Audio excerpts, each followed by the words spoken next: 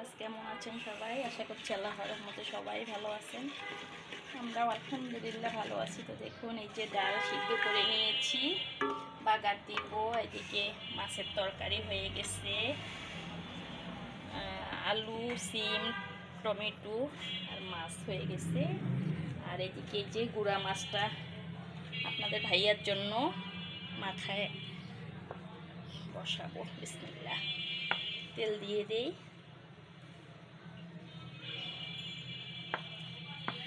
তেল দিয়ে দিলাম, লবণ দিইনি এখনও, লবণ দিই। লবণ দিয়ে দিলাম পরিমাণ মতো।